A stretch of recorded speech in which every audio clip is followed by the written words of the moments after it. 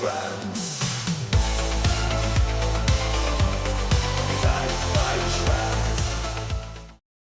to the FirstLastNerdom podcast, where shadows reign and vengeance calls. Tonight we dive into the 1996 cult classic, The Crow, a haunting tale, a spectral avenger rising from the darkness to seek justice.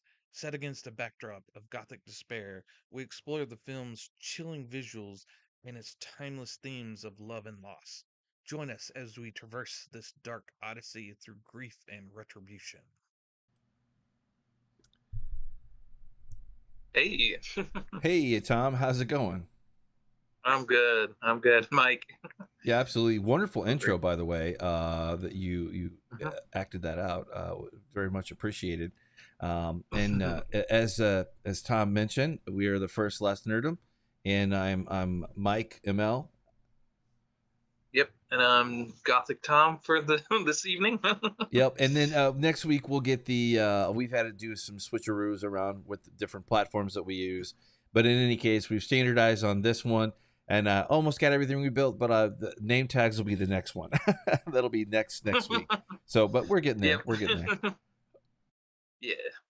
Yeah, definitely. So yeah, we're picking The Crow this week. I'm very much excited. It's one of my favorite movies. I kind of held off on a lot of my favorite movies till we sort of solidified and got everything down. Sure. Yeah. You know, we tested things out with some of the you know, but we're starting to get into the meat of the stuff that we love, and we're getting our groove here. So I thought it would be a perfect time to kind of tackle this one. Yeah, absolutely. Yeah, and this is a fun one. I'm glad you did, because at some point I probably would have picked this one, but there's so many more that I'm interested in. But this, I guess, how to set the table. One of the ways I haven't really seen it framed as, but I think it does it justice, is this is in '94, and the comic book that it was based on was in 1989.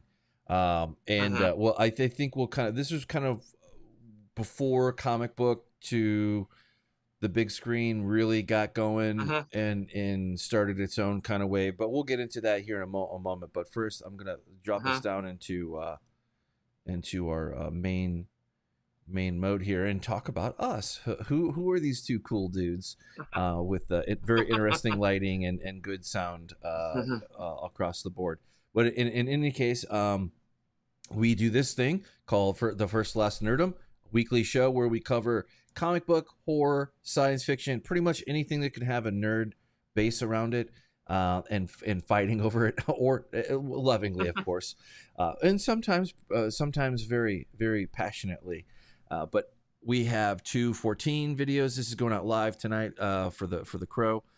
So thank you for joining us. We greatly appreciate it. I don't have any on the counter yet, but that counter is not reliable, so it'll go from like 0 to 30, and then it'll kind of catch up to itself. But in any case, you can always find us here on YouTube, where we do our thing. Catch out the last 2 weeks that we had Outland, which we're very proud of, and got up to 90 views or so. And then the one last time that we did live, which is Hitchcock, where we hit 306 views. So thank you very much for watching that. If you could give us a wonderful like, we would greatly appreciate it. That would be greatly appreciated for sure. Oops. Yeah, There we go. I've noticed when I start looking for our channel, do a search. YouTube's been dropping us further and further. Our channel name, it keeps dropping further and further when I search for it. So I probably I don't know how YouTube does that, but if you can give us a subscribe, if you haven't subscribed to us yet, Completely that might free. boost us up a little bit. Yeah, we greatly appreciate it. And as always, you will find that Tom heads up our social media division over there on Reddit. That is our user.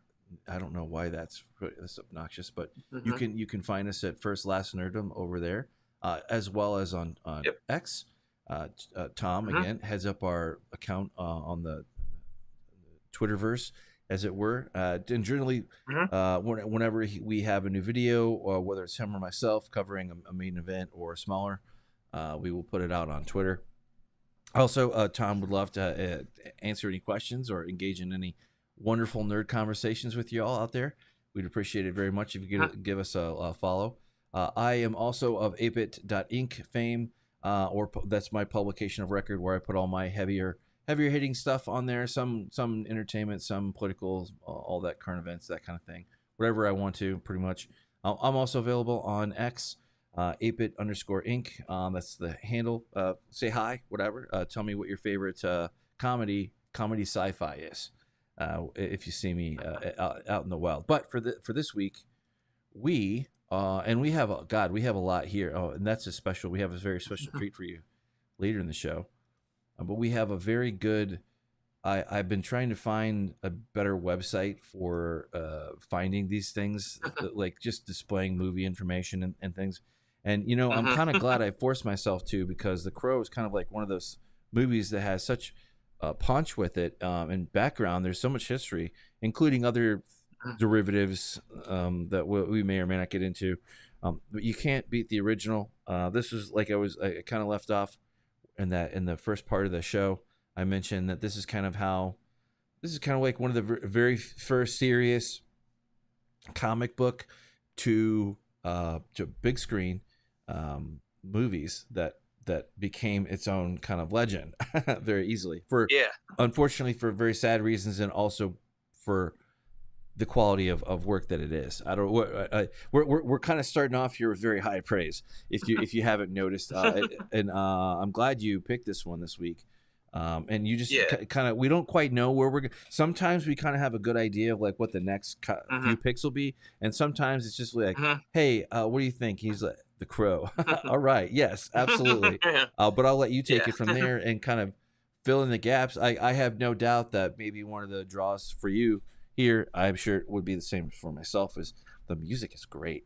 That's just one thing. Music is great.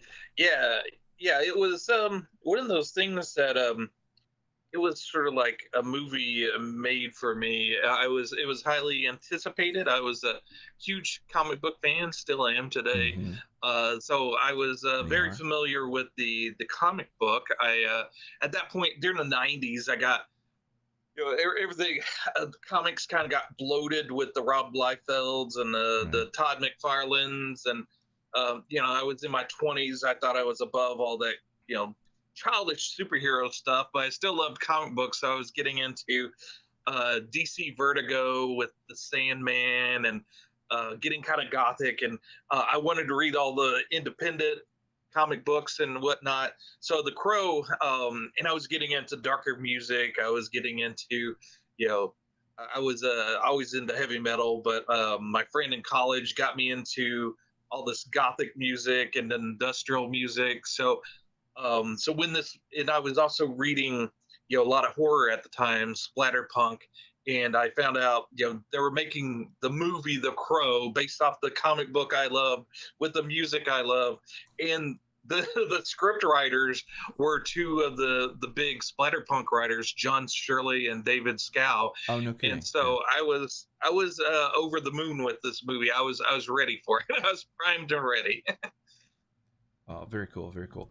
Yeah, and we thank you so much for that. We have one viewer out there on Twitter, so thank you for viewing us there. Yeah, yeah, absolutely, yeah. But you had mentioned before the comic book, so this was kind of a natural throwing down the ball and knocking down all the pins for you. Suffice it to say, I would imagine. Yeah. Yeah, the comic book, it was, being a young adult, going through all the different things young adults do. You get your emotions go from all over the place, and this book being about love and love lost and revenge and all those weighty feelings that you experience during that time. It just and the art was sort of edgy. It wasn't meticulously drawn, like the superhero comic books of that day, where it got down to the excruciating detail. This was more of a kind of a moody piece with more expressionistic kind of looks to it. Kind of amateurish, but it has a style to it that really draws you in. Very much so. It has its own, and the comic is very different. There is a difference between the comic and the movie. So yeah, I believe the gentleman Ryan, God help me out on the last name here. Good grief, where did I put it? I just had it up here. Oh, Ryan, Alex Proyas. Alex Proyas, yeah. Yeah, Proyas. Yeah. It was his first film. He was big into music videos at the time, directing music videos along with David Fincher and a lot of other up and coming directors at that time. Yeah, Alex, Australian filmmaker. Yeah, but he took they took a slightly different approach with the movie, and we might get into spoiler territory here in a little bit. But suffice to say, the comic book is, I think, a little bit more on that pain. And that love is forever, true love is forever kind of side. And the movie is too, but the comic book is much more short with it, direct and brutal. Right, and it comes from real pain. Right. James O'Barr, he written and drew it as a kind of a therapy session. His young girlfriend at the time, fiance, they were getting ready to be married, got killed in a car accident by a drunk driver, and so it was his way of dealing with the grief of losing her. And in the comic book, he draws his love, Eric's love, is drawn just like his girlfriend from that time. So it's sort of a tribute to her, but also dealing with the grief of loss of her and trying to find sense of it, making it a revenge tale, I guess, with being killed by a drunk driver, you don't have that outlet to take your revenge. So it's sort of like it took him a long time to do. He said, he was working as a mechanic at the time, and it took him 9 years to draw and write this. Oh, wow. So yeah, it was, he started it in the early 80s, and like Mike said, it didn't finish it until 89. And then it was a local comic book guy, a comic book store owner. He saw this talent. He's from Detroit, and so this Detroit comic book shop owner, he got several people locally and formed this comic book company called Caliber Comics. Okay. And they're the ones that first published this. Cyrillic letter of. Very cool. Sorry, I was screwing with the thing. Screwing. I'm half reading it, half enjoying the show. But no, sorry. Yeah, Joe. Kind of component back, but he did a very good job, and obviously it found the eye some way in Hollywood. I don't have the backstory on that, but it was adopted. Yeah, they kind of shopped it around, and he was having kind of doubts on whether or not it would get made properly. And one Hollywood executive envisioned it as a piece for Michael Jackson and would make it into a musical. And James O'Barr broke up laughing at him, and then he realized the guy was serious. I was like, oh man. No. so it was with a very glad heart that it became a property that Alex Proyas and Brandon Lee decided to spearhead and make. And I think when they got behind it, it got made within the next couple of years. So it was sort of like kind of a train engine. Once it got started, it got in development very quick and got made very quickly. Yes, it did. Yeah, and sadly, we're kind of haven't really talked about it much, but sadly during the shooting of this is when Brandon Lee fatefully was shot dead on the set, Mm-hmm. which unfortunately it almost tanked this whole thing. But they were able to. Mm-hmm. Thankfully, they did not tank it, and they decided to use a body double for film resuming the rest of the things that they had to finish up, I suppose. Yeah. And Yeah, we're gonna. he had 3 days left on the shoot. It's so sad. So yeah. So very sad. But Mm-hmm. Brandon Lee also famous. His dad also Bruce Lee also had there it was an up and coming family, but in '94. But in any case, I was going to go to the posters here to kind of show off the visuals here of the film. This movie has one of the things I was reading about this, and it shows through the cinematography of the world building that this does so excellently. Just like the other, just like Outland did in its own right. Although this is a whole other level of execution than Outland was for various reasons. But one, the technical, also the technical set that when they actually did the miniatures for some of the practical shots, like when they were doing the flyover sequence, that sort of thing. And those stood up and are very very well done. Yeah. This, Yeah. They it was a very very small budget, and so yeah, they couldn't do a whole lot of things, but they still wanted to do them. So like yeah, all those flyovers, like Mike said, was done in miniature, and if it was done incorrectly, if they made it look like some Godzilla landscape, it would have been kind of comical. But they knew how to light it and to make it look like a world. And the opening scene where you're kind of flying in, you automatically see it as miniature, but it works. It creates this sort of a world. It's not our world, but it's a world that you can actually live in. And like I said, it gives it that sort of elevated sense of a kind of a comic book spirit to it, but a dark comic book.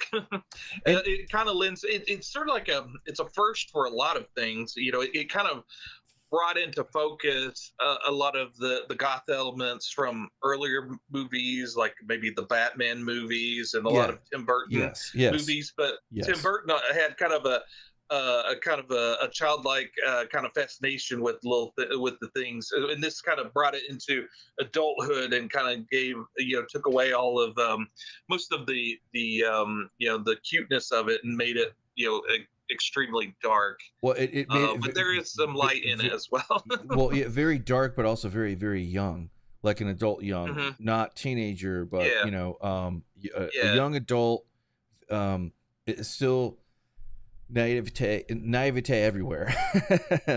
But you have or there is welcoming, even though this gritty dark world, it still has this kind of this almost like a inky blue gray sheen of supernatural, I guess. With it is kind of what I got from it, like kind of the tone, like it has like another layer over the camera that as you watch this play out. And of course, right, we're kind of skipping over the bones of the story, and the bones of the story are essentially the same. Although the movie's a slightly different, but it's the same premise.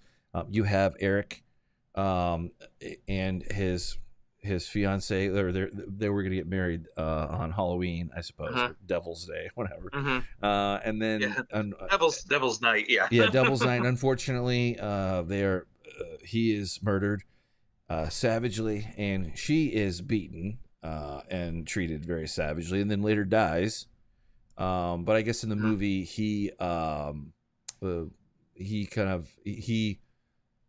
they think he's dead, but he isn't he in the waiting room or he's with her, her pain. I might be misconstruing the comic book in the movie here. Bear with me.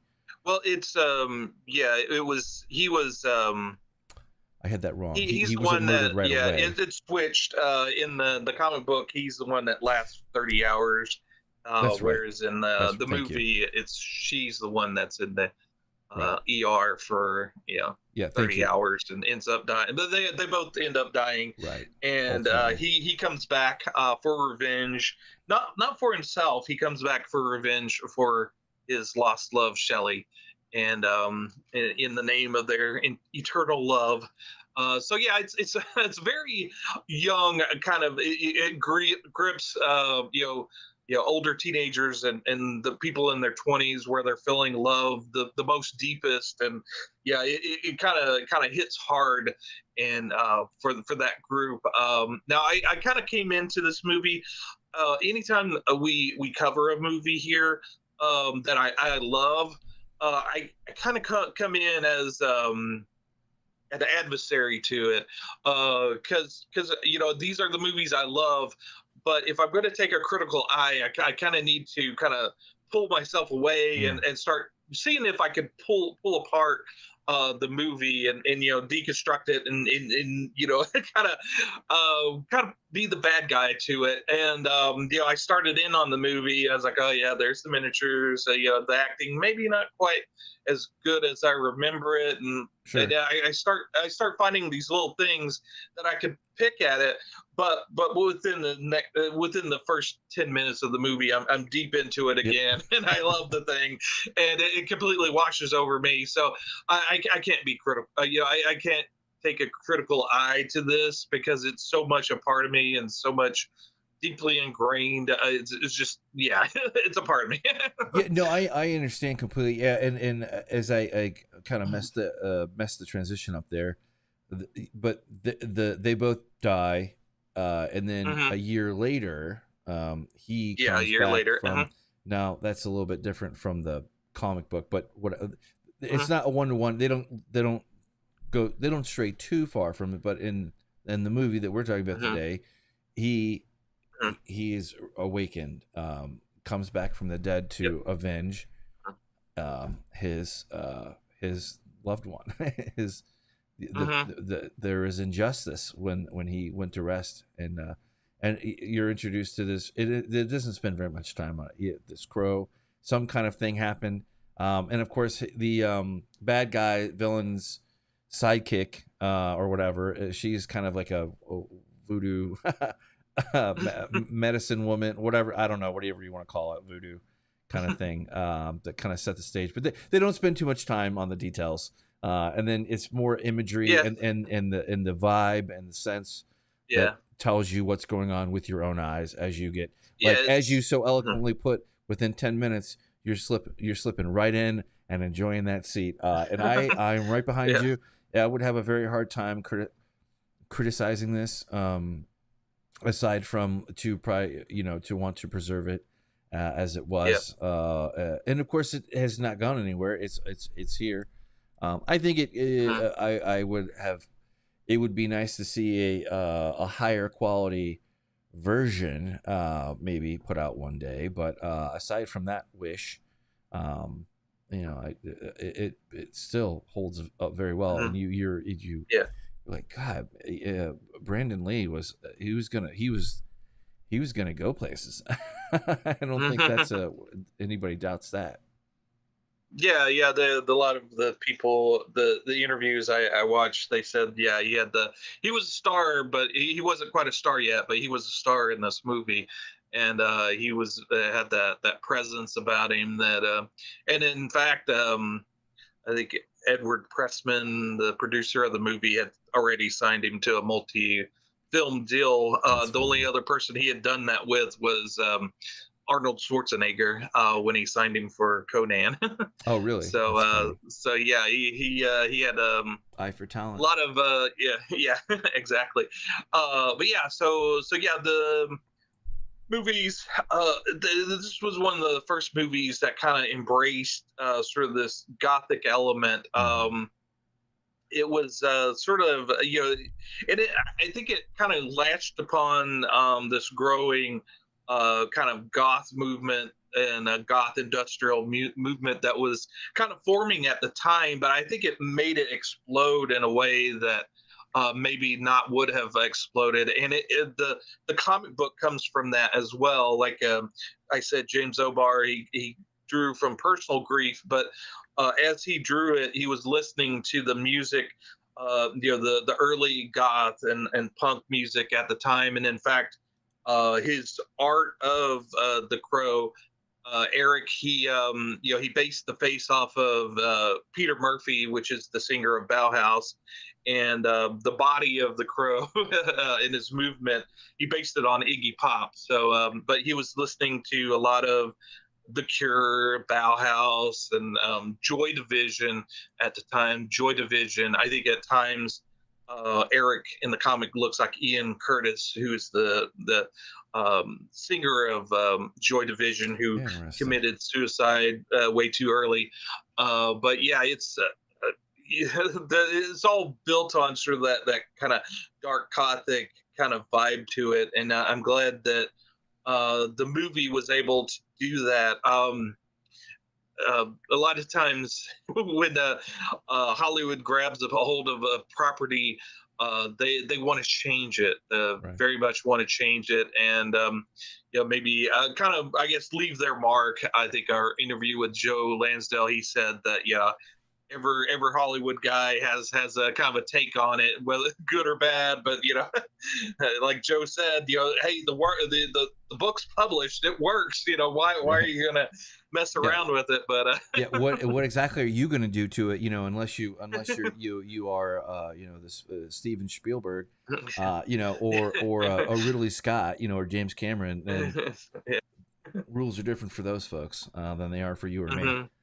Never mind us. To maybe we can do a break dance and get 0 points. Cultural reference. Yeah, exactly. I think it's about time for me to break out my boomer juice and crack it open here. But yeah, it's one of those movies, and they don't have a lot of digital. Though they didn't originally were going to have a lot of digital effects. Of course, when Brandon died, they then had to digitally put him in, and it was sort of like scenes, state of the art kind of doing that. It's impressive. I didn't, on watching it again, I didn't remember which scenes he was not in, and then on looking at the extras and stuff, it made sense. But the way they kind of worked their way around all of that, it works quite well. You wouldn't notice if you saw the movie. You wouldn't know that the main actor died before finishing it. No, I'm right there with you. I just kept trucking right through it, and all the way out to the end, where you kind of see this evolution of this character, this carrying all this emotional weight, I suppose, or power, which powers him, which is essentially he kind of becomes a construct of not quite like Spawn, not quite that to that level, but it's a very subdued version of that kind of vengeance type. Come to life. He essentially in the comic book, and this is like where they really diverge. The comic book is much more brutal. It's pretty much a straight right on the line. Well, the other thing too that the movie doesn't do that the comic book does is the main character Eric, he forgets what happened, and then he kind of slowly gets his puzzle piece memory, kind of Memento type kind of style. He kind of gets it back over time, and then it culminates into the thing, and then it's pretty much all she wrote. But obviously, by the time you get to that point, though, you are treated to this great artwork. In and of itself, I think the artwork was very great. And what we have up on screen is not from the official comic. It is just a fan made art that I found. Because I like the coloring. I bet it looks cool. And while we're kind of belaboring the point here and talking about the difference between the movie, now in the movie, he is invulnerable until he isn't. So maybe kind of tell us the rules around that one, or in your own words, I suppose. Well, yeah, I got the 4K new 4K of the movie, and it has a lot of the extras. It's got two commentary tracks, Oh, one very by cool. Alex Proyas, the director, and also by Jeff Most and John Shirley, one of the co. Jeff Most is one of the producers, and John Shirley's the co-writer. And then it has a bunch of interviews. It has like a half-hour interview, kind of documentary interview with James O'Barr. That's from the early 2000s when the DVD came out. But yeah, so yeah, it was.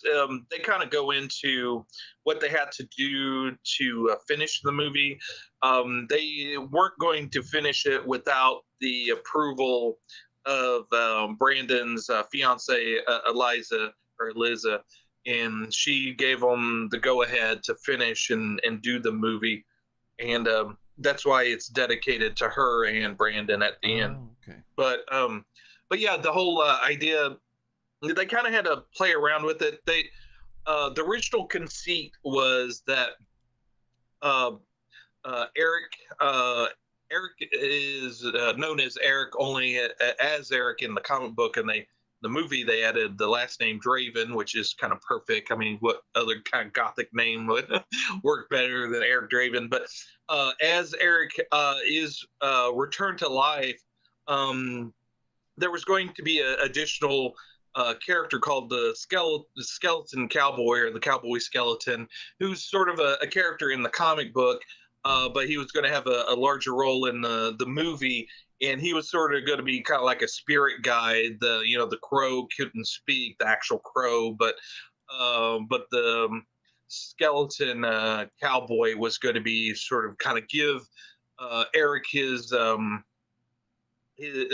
mission and sort of his the rules of the game, I guess, so to speak. But they only got to film one of the scenes with the skeleton cowboy, and they were, I think, they were going to film the rest of those, but Brandon was killed. So yeah, and also the skeleton cowboy didn't look good. They decided that yeah, he did look good, but the basic conceit was going to be that Eric uh, was only brought back to service the dead, and anytime he started to help the living, he would start losing his powers. So Oh, when okay. so there was going to be a scene, an extended scene, when Eric is kind of fighting Fun Boy, the kind of the heroin addict, and his girlfriend. When Eric starts to help her to become a better mother, he starts to lose his power, and Fun That's Boy kind of attacks him back and yep. actually cuts him and wounds him. And That's when then it starts, towards the right? end, yeah, towards the end of the movie, the bad guys realize, or think they realized, that the actual crow, was what he was getting its power from. And so the ending was actually, the original ending was kind of a mess, because the bad guys thought that the crow was the actual focus of his power, but it was actually whether or not he was serving his revenge or not. So when they took that element out of him helping humans and trying to save Sarah, um, that's when he became completely vulnerable. That's true. Um, taking that element out and just leaving it solely on the crow, it kind of simplified things. Yeah, no, it So did. yeah, it makes sense. No, it did. It did. It did. Also, just and I think I don't. Obviously, you kind of things kind of get amplified up a little bit more, maybe when something tragic happens on a set of a movie. Mm-hmm. But it's very funny how, and you have we have a very special treat later in the show. Part of our outro when we wrap up here, that we put together, that we'll share, that Tom found. Mm-hmm. It's very apropos to this, but he plays the character so well. So when he's talking about death and the kind of Mm-hmm. it's an extra meta cathartic something, or I don't know. It kind of it reminds you of the fragility of what they're it just adds another layer. I don't know how to put it better than that. Many others Absolutely. have done a better job of doing that than I could. But just like this, just like his performance underlines everything that you go through the movie and you see over the shoulder. You kind of he's transitioning from his pain to the rain is we all get rained on. The saying, but the music also is substantial. I would say it everyone. It had Nine Inch Nails. It had it had The Cure. Yeah, had Stone Temple Pilots. I don't think it had Pearl Jam, but damned if it didn't. No.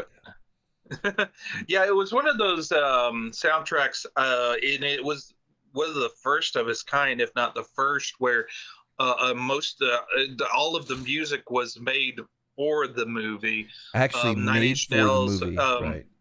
Yeah, yeah, absolutely. And they actually tried to get New Order, which are the surviving members of Joy Division, to come back and do a cover of one of Joy Division's songs, but they couldn't do it because they were recording their album at the time. So they got Nine Inch Nails to do the great cover "Dead Souls" of Joy Division. But yeah, it was one of those where before this movie, a lot of the soundtrack with it would have rock and roll that everybody liked. It was a song that everybody liked already.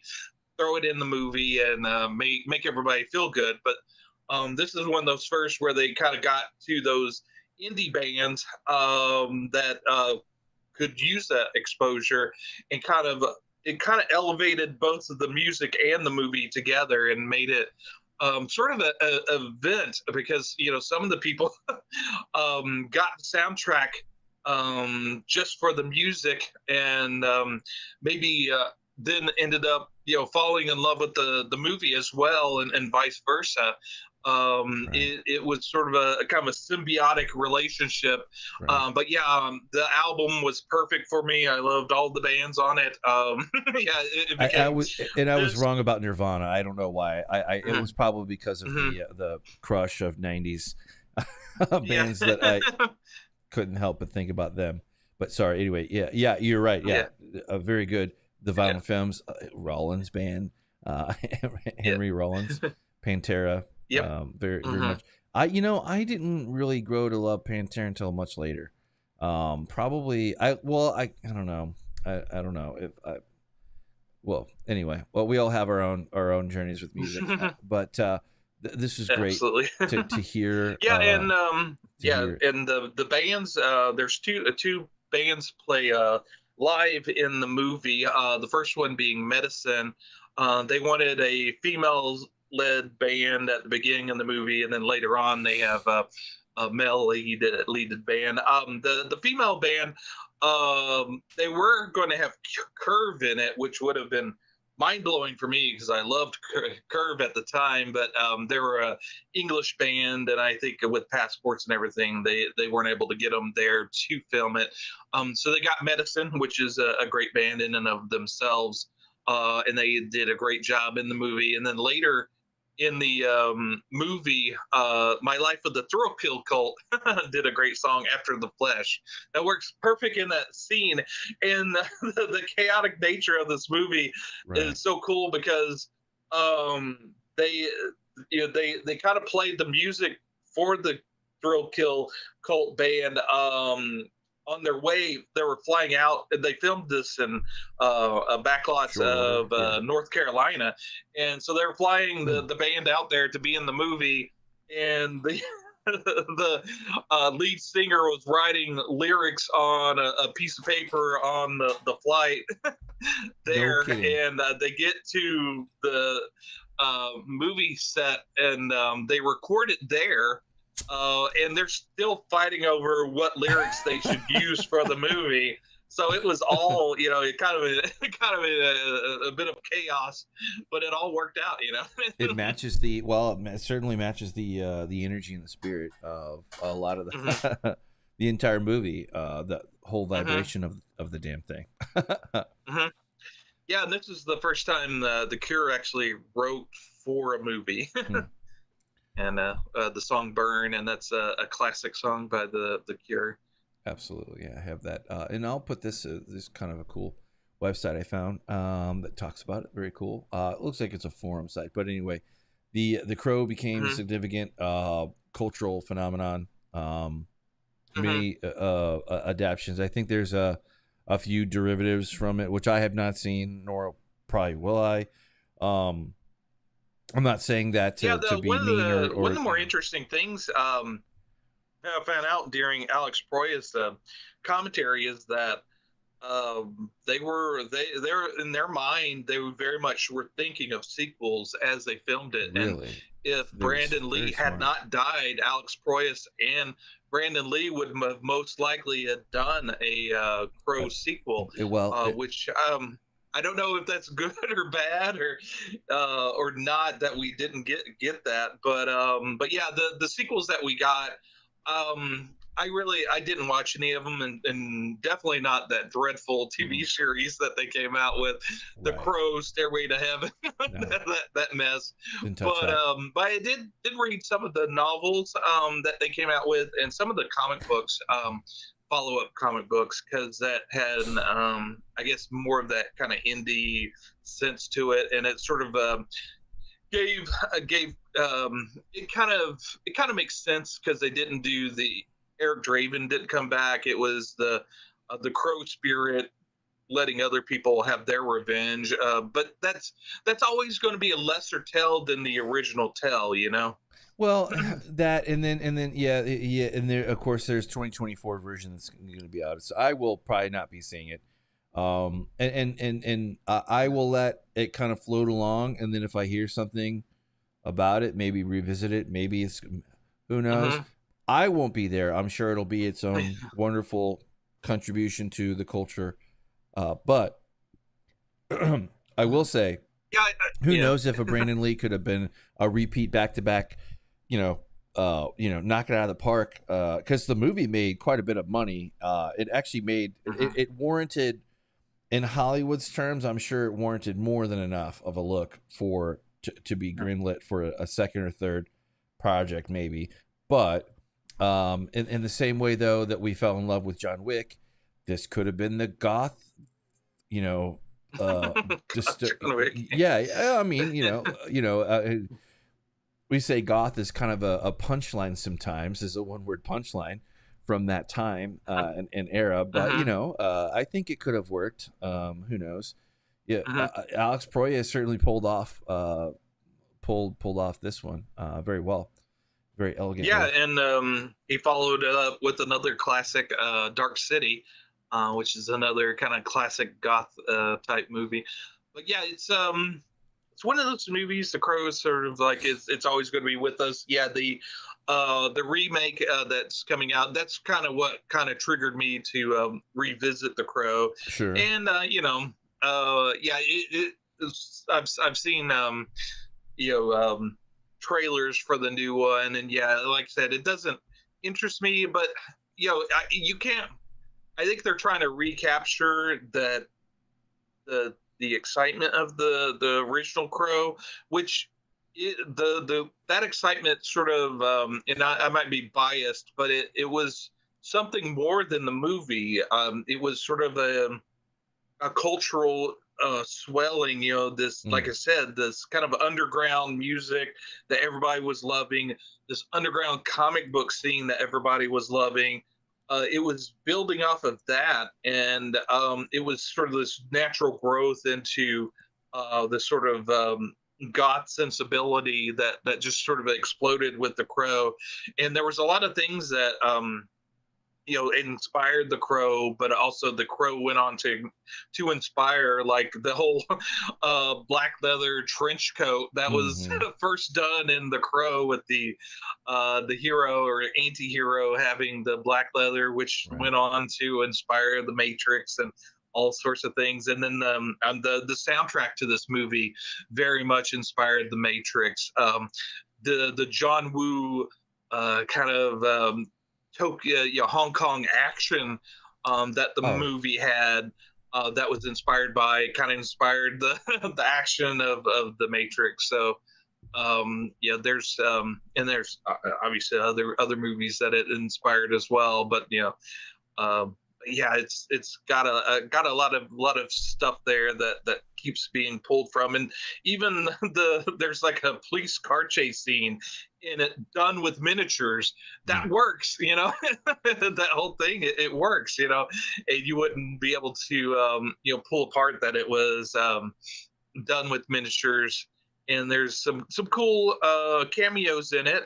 There's a scene where Eric blows up a pawn shop, and one of the people stealing a TV is James O'Barr, the artist writer of The Crow.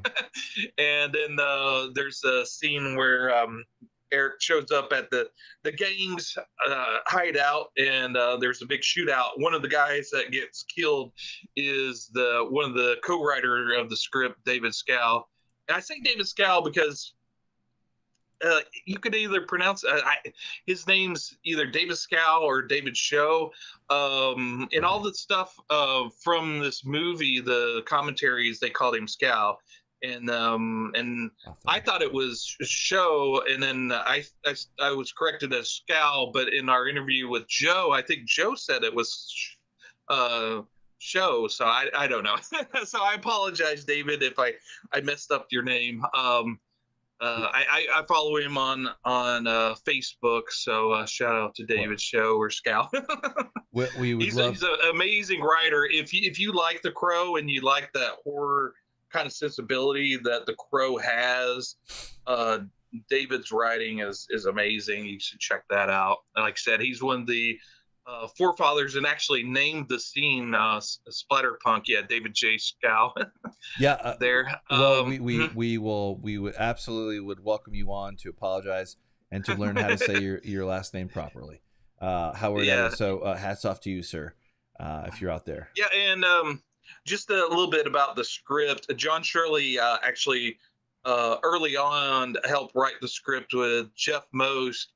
And then when they started filming, I think John pissed off one of the Hollywood guys or the development guys, and got kicked off of it, and David got put on it. So they got the co-writing script or the credits, but I don't think they actually worked together on the actual script. But that's a shame. And that's why David's in the movie and John's not, but with the cameo. But yeah.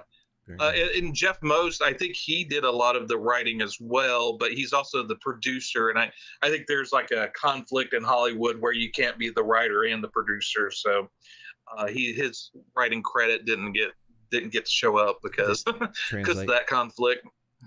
Yeah, absolutely. This one, if you can see it in 4K, even better. Like Tom cheated and didn't share his version. I'm kidding, but well, this is like one that you can never go wrong with, really. I mean, it reminds me of that era. Having lived through that, I'm sure this is going to be an experience for a lot of people who are our age if they turn this on and rewatch it. I think it is always a good time to rewatch the original, so to speak, and even better, go a step further and go pick up the I mean, we'll have a couple links where you can go in the public domain and read the comic book there. I think we will, but in any case, I found it on Archive, whatever. But in any case, this one is good to. Yeah, and it's a piece of art, and the thing about art is it could be inspired by tragedy. Like I said, James O'Barr was inspired by the death of his fiance, right. and Anne Rice, she was inspired by the death of her daughter to write Interview with a Vampire, and there's some great pieces of art that have been inspired by that, and it's a way, even though this is sort of a simplistic tale, a tale that is very comic book in nature.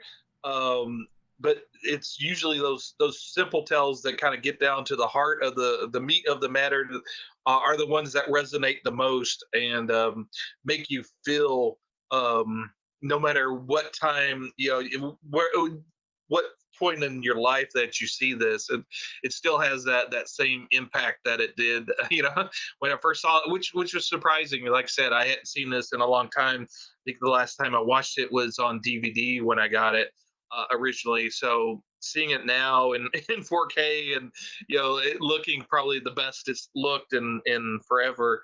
Yeah, it still had that same emotional impact. And one of the things that makes it unique is it's not really a horror movie, but it does have those tropes to it. It's not really an action movie, but it has those tropes to it.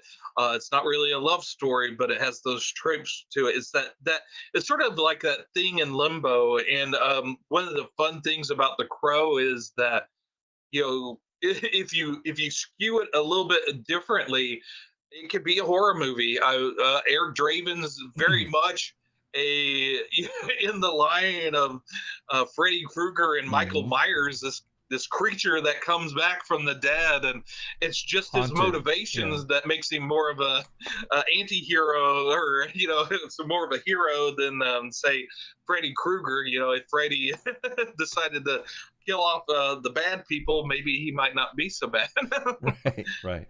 Right. Well, and of course you have his yes, he's undead, but he still has his personality, or aspects of his personality that show that there's a humanity there, wrestling with this thing that was awakened in him to bring him back from resting in peace to disturbing him, and then how he symbolically and and physically transfers that to the big baddie. A little bit of a spoiler there, but I'm not gonna.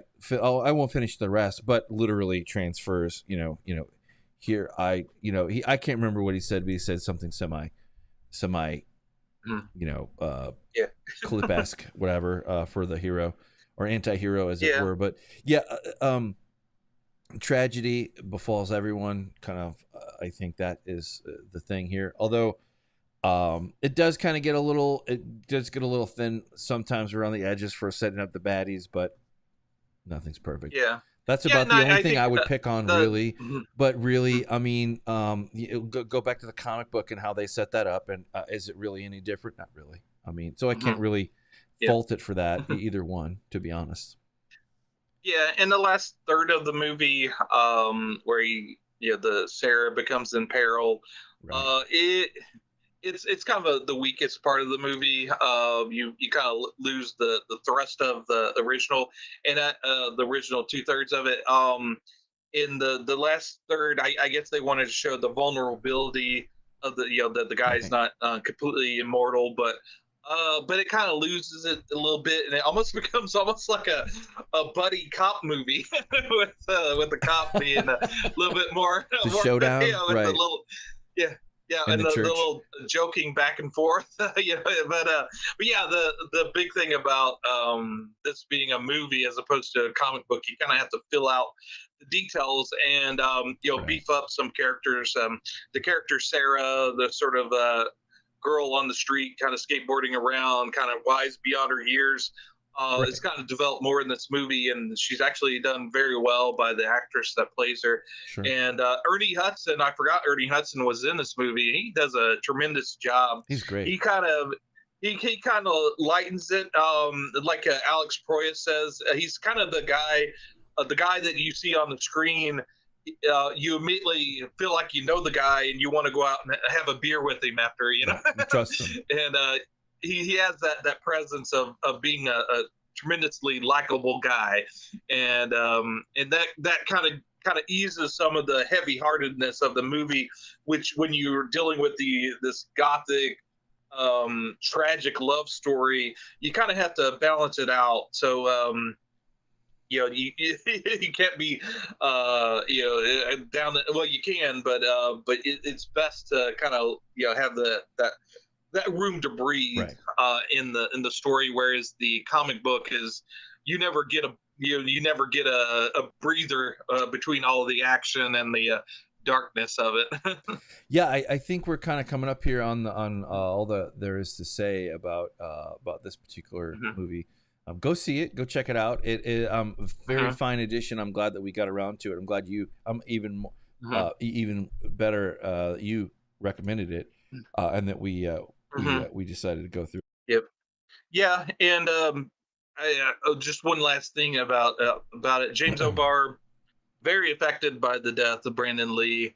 In fact, he had said that at some points he regrets even writing The Crow because it led to the death Oh of, no. it was inspired by the death of his fiancee, but then it led to the death of Brandon Lee. So it's kind of with that heavy heart. And I know the actor that actually had used the gun that actually shot Brandon Lee. He was never the same, and he passed away as well, a while back. But yeah, so it is a movie that was inspired by tragedy, which in and of itself is also a tragedy. But yeah, but we do have some inspirational words from Brandon that I found within the extras of the movie. So hopefully, uh, whoever owns the movie doesn't ding us for playing this. But I also found the clip on YouTube, and I thought we would play out the movie like Mike has teased us with, or our show with the little Absolutely. clip. Yeah, and before we do that, I was very much moved by his words abs- in uh, this. yeah, no, I when you I had to stop what I was doing and watch it. It draws you Yeah. in. But before we go and we say goodbye for this week, we Mhm. want to say thank you so much. If you could please, if you're seeing Mhm. us out on Twitter or YouTube, we would love it if you could give us a follow, a like, subscribe on our YouTube channel. Mhm. We'd appreciate that very much. It always helps. We do this thing for free. It's something that you can always do. That is a wonderful boost to us. If you wherever you come in on, whether it's this video or another video, we really appreciate all the eyeballs that we get. And Mhm. as we do this thing every week, with a few breaks here quarterly, or as needed. Mhm. It'll be 3 years in November. That's coming up. We have Mhm. to plan out something cool and fun for that. But first, Tom, as always, is on the case on Reddit. You will find our account up there, as well as Mhm. X, the first, the last Nerdom. Always there. Say hello, drop a hi. I am on ApeIt.Ink, where take a heavier side of life, the whatever current events, that sort of thing, or entertainment, YouTube picks that I find. Pretty much anything that's heavier that I like to put out to the world or write about, talk about. Uh, also on Twitter, you can find me as well, or X, whatever we want, whatever we're calling it this week or this decade. ApeIt_Ink. You can see us out there, but always will be able to find us first and foremost on YouTube. Thank you so much. I've been Mike, and I know Tom is also excited to have you here. And we would Mhm. love it if you could join us next week. And as soon as we get after this, we're going to kind of battle test a little bit of the equipment here, because we've had some changes, and I believe I have my crap dialed in to where we can. So check us out probably in a weekend or so, or maybe a random Lex play for Fallout 76 or other cool titles that we want to get into. But Mhm. anything you want to say before we go?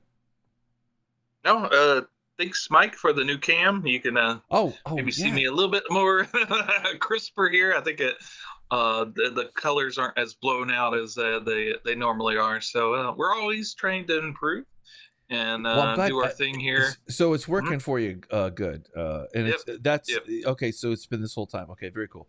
Yeah, very Yep. cool. Yeah, Yep. awesome. Well, I definitely had a good step up in quality from, because you recently upgraded your equipment, your Mhm. laptop. So that was quite a improvement. So we're doing our parts here, and we're getting better every day and smarter every day. And I And think, we pass the savings along to you, yeah, our audience. absolutely. All right. Well, we'll see you next week. I've been ML. I'm Tom, and may your trail be free of road apples. There's this wonderful quote from the book Sheltering Sky, where he says, "Because we do not know when we will die, we get to think of life as an inexhaustible well. And yet everything happens only a certain number of times, and a very small number, really. How many more times will you remember a certain afternoon of your childhood, an afternoon that is so deeply a part of your being that you can't even conceive of your life without it? Perhaps 4 or 5 times more, perhaps not even that. How many more times will you watch the full moon rise? Perhaps 20, and yet it all seems limitless."